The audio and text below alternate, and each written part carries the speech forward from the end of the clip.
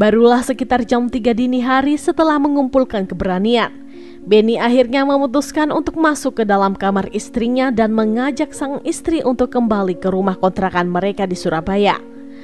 Namun ketika Denny mencolek bahu istrinya yang pada kala itu sedang tidur, Saradina ini malah kaget dan berteriak meminta tolong.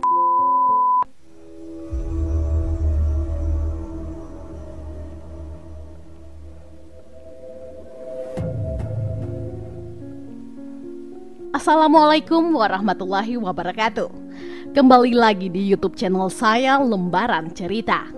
Semoga kabar kalian semua sehat selalu dan pastinya diberi kebahagiaan dalam menjalani hidup. Di video kali ini saya akan membahas tentang kasus pembantaian satu keluarga di Madura. Nah, daripada kelamaan, yuk langsung kita bahas. Benny Soekarno atau yang biasa dipanggil dengan Benny, berusia 37 tahun, merupakan seorang pria yang lahir dan dibesarkan di Tanah Merah, Bengkalan, Madura, Jawa Timur. Tidak banyak informasi mengenai masa lalu yang bisa saya dapat. Ketika ia beranjak dewasa, Benny memutuskan untuk menikahi seorang perempuan cantik bernama Saradina Rahman, berusia 31 tahun. Setelah resmi menikah, Benny mengajak istrinya untuk mandiri dan memboyongnya untuk tinggal berdua di sebuah rumah kontrakan, tepatnya di daerah Kenjeran, Surabaya, Jawa Timur. Seiring berjalannya waktu, dari pernikahan tersebut keduanya dikaruniai 3 orang anak yang semuanya masih kecil-kecil. Sebagai sepasang suami istri, hubungan antara Benny dan Saradina ini berjalan baik-baik saja dan terlihat sangat harmonis. Menurut pengakuan Saradina, Benny dikenal sebagai seorang suami yang baik, penyayang, dan juga hangat kepada keluarganya. Untuk menghidupi kehidupan mereka sehari-hari, Benny bekerja sebagai seorang karyawan swasta di sebuah perusahaan yang cukup terkenal di Surabaya. Sedangkan istrinya Saradina hanyalah seorang ibu rumah tangga yang mengurusi suami serta ketiga buah hatinya. Meskipun Benny hanyalah seorang karyawan swasta, namun penghasilannya bisa dibilang cukup untuk menghidupi keluarga kecilnya. Namun semua itu berubah ketika secara tiba-tiba tempat Benny bekerja ini mengalami kebangkrutan yang membuat semua karyawannya harus kehilangan pekerjaan. Sebagai seorang kepala keluarga, tentunya Benny harus bergerak cepat demi menyelamatkan keluarganya. Ia segera mencari kerja ke sana kemari, namun perjuangannya tidak segera membuahkan hasil. Ia pun terpaksa bekerja apa saja demi menghidupi istri tercinta dan ketiga buah hatinya. Segala pekerjaan dengan hasil tak menentu rela dilakoninya, namun semua itu tidak kunjung membuat ekonomi Benny menjadi lebih baik dan justru malah semakin kacau. Bahkan untuk menutupi kebutuhan hidup keluarganya sangatlah tidak cukup, sehingga Benny seringkali harus berhutang ke beberapa orang temannya untuk membeli bahan pokok makanan. Dengan keadaan yang seperti itu, lambat laun persoalan ekonomi ini mengganggu keharmonisan rumah tangga Benny dan juga istrinya. Menurut pengakuan sang istri kepada keluarga besarnya, Benny menjadi sering marah-marah tidak jelas, kasar, gampang tersulut emosi, bahkan seringkali melakukan pemukulan kepadanya dan anak-anaknya yang masih kecil. Sedangkan menurut pandangan dari para tetangga, semenjak Benny tidak bekerja, ia terlihat sering termenung seorang diri dan sedikit pemarah. Tidak hanya itu saja, beberapa warga sering melihat Benny ini membawa sebilah pisau di sakunya bila mana ia keluar dari rumah.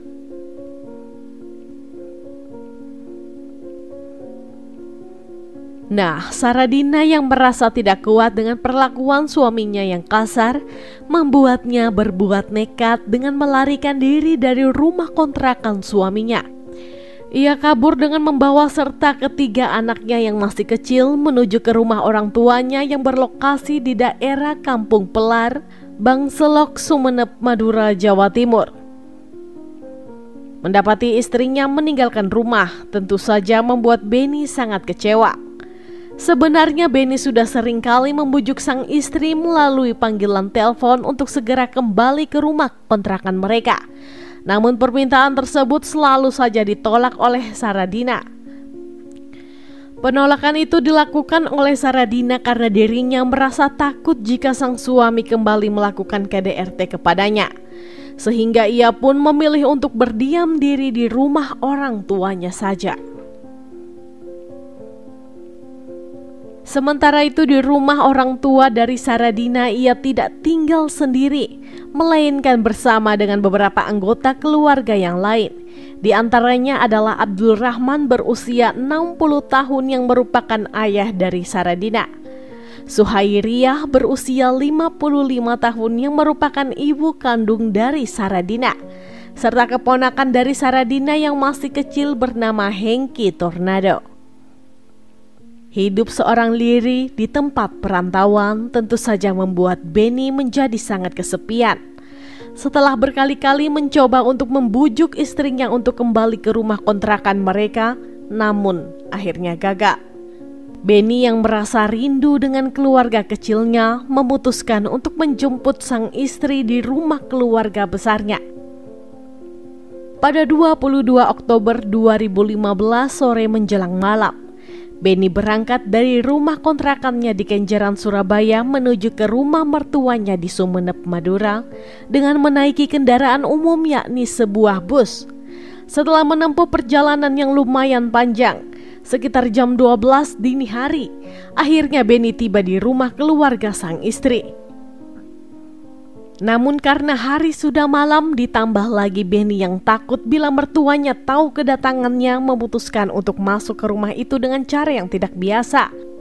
Dengan memanjat dinding dan masuk melalui jendela bagian belakang. Akhirnya Beni berhasil memasuki rumah dari mertuanya tanpa ketahuan oleh siapapun.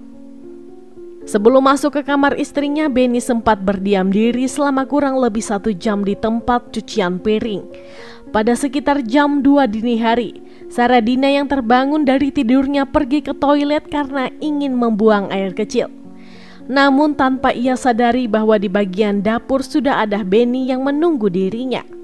Tetapi di sisi lain, meskipun sudah melihat Saradina keluar dari kamar dan masuk ke dalam kamar mandi, Beni tetap diam terpatung dan tidak berani menyapa istrinya apalagi mengajaknya untuk kembali ke Surabaya.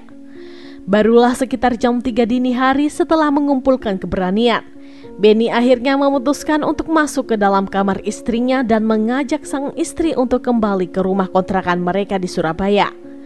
Namun ketika Beni mencolek bahu istrinya yang pada kala itu sedang tidur, Saradina ini malah kaget dan berteriak meminta tolong. Menghadapi situasi yang di luar kendali, Beni berusaha untuk tetap tenang. Ia sudah beberapa kali menjelaskan bahwa kedatangannya ke sana untuk berbicara baik-baik mengenai rumah tangga keduanya dan berjanji tidak akan melakukan pemukulan terhadap sang istri. Namun semua usaha tersebut sia-sia saja karena sang istri terus-menerus berteriak meminta pertolongan. Situasi yang semakin kacau membuat Beni mulai panik ketakutan. Secara refleks, dia malah mengeluarkan sebilah pisau yang dibawanya dari kantong celananya. Pisau tersebut kemudian ia tusukkan ke bagian perut sang istri beberapa kali sampai akhirnya teriakan Saradina tidak lagi terdengar. Bahkan yang parahnya lagi adalah sang istri juga menghembuskan nafas terakhirnya seketika itu juga.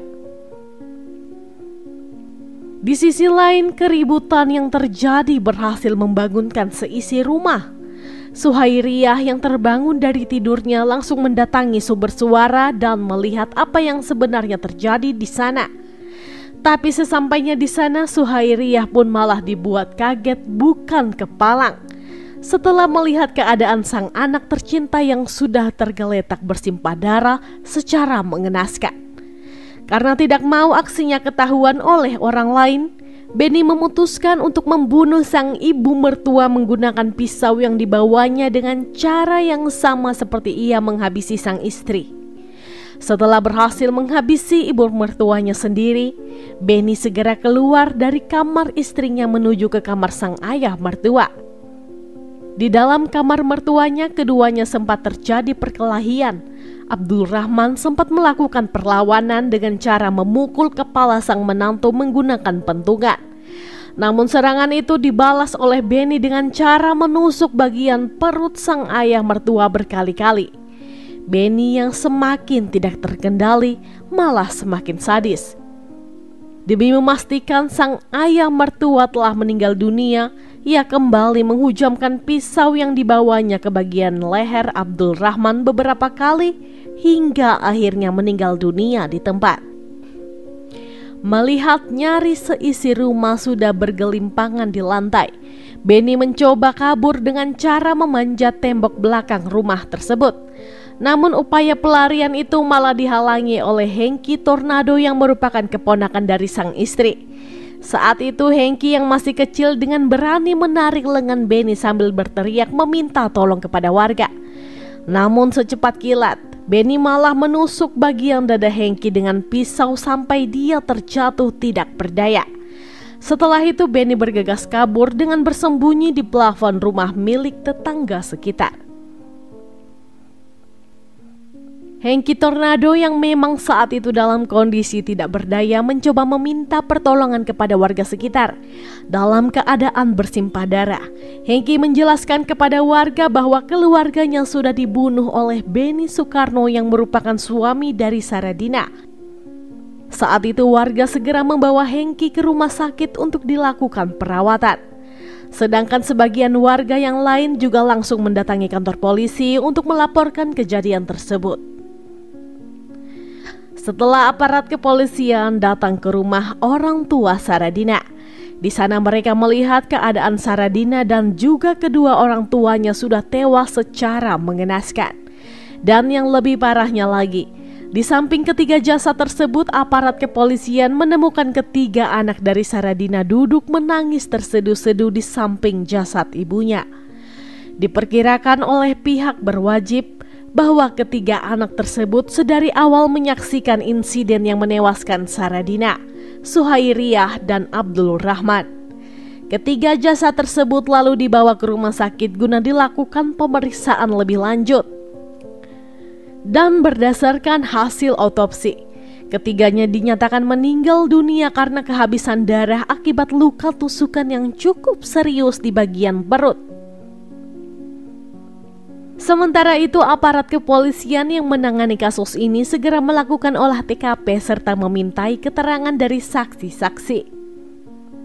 Beberapa orang warga yang mendapatkan informasi dari Hengki menjelaskan kepada aparat kepolisian jika pelaku pembunuhan dalam kasus ini merupakan Benny Soekarno yang tidak lain dan tidak bukan merupakan suami dari Saradina. Aparat kepolisian pun bergerak cepat untuk melakukan pengejaran terhadap Benny. Di sisi lain, Benny yang telah berjam-jam bersembunyi di atas plafon rumah milik tetangga merasa kehausan, sehingga ia pun memutuskan untuk turun dari plafon tersebut secara diam-diam di rumah tetangga itu untuk sekedar mengambil air minum saja. Tetapi aksinya malah ketahuan oleh sang pemilik rumah. Melihat ada orang asing di rumahnya, sang pemilik rumah pun langsung berteriak meminta tolong sekaligus langsung bergerak cepat untuk menangkap Benny. Awalnya sang pemilik rumah menganggap bahwa Benny merupakan seorang rampok yang hendak merampok rumahnya. Tetapi setelah warga lain berdatangan dan menyadari bahwa itu merupakan Benny Soekarno, mereka segera melaporkan kepada pihak kepolisian. Sekitar 16 jam setelah aksi pembunuhan tersebut, Benny langsung ditangkap oleh pihak berwajib. Ia pun segera digiring menuju ke Polres Sumeneb untuk pemeriksaan lebih lanjut. Dan di dalam interogasinya, Benny mengaku bahwa aksi pembunuhan tersebut dilakukan secara spontan dan ia sama sekali tidak merencanakan akan menghabisi mertuanya, apalagi istrinya tercinta. Ia mengatakan jika dirinya hanya panik ketika istrinya berteriak ketakutan melihat dirinya. Atas perbuatannya Beni dijerat dengan pasal berlapis, yakni pasal 340 KUHP tentang pembunuhan berencana dan pasal 338 KUHP tentang pembunuhan. Sidang perdana untuk kasus ini digelar di Pengadilan Negeri Sumeneb, Jawa Timur. Majelis Hakim Pengadilan Negeri Sumeneb akhirnya menjatuhkan vonis hukuman mati terhadap Beni Soekarno karena bersalah telah menghilangkan 3 nyawa sekaligus. Sekedar informasi tambahan, keponakan dari Saradila yakni Hengki Tornado berhasil diselamatkan oleh dokter meskipun sempat mengalami kritis karena luka tusukan serius di bagian dadanya. Demikian kasus yang bisa saya ceritakan untuk hari ini. Gimana nih menurut pendapat kalian? Silahkan sampaikan pendapat teman-teman di kolom komentar. Dan semoga dengan adanya video ini kita bisa belajar untuk lebih waspada dan selalu berhati-hati dalam menjalani hidup. Saya sendiri tidak akan pernah bosan untuk mengingatkan, selalu libatkan Tuhan di setiap tindakan kita, karena kita tidak akan pernah tahu apa yang akan terjadi ke depannya. Oke, sekian dulu untuk video hari ini. Mohon maaf jika ada salah dalam tutur kata.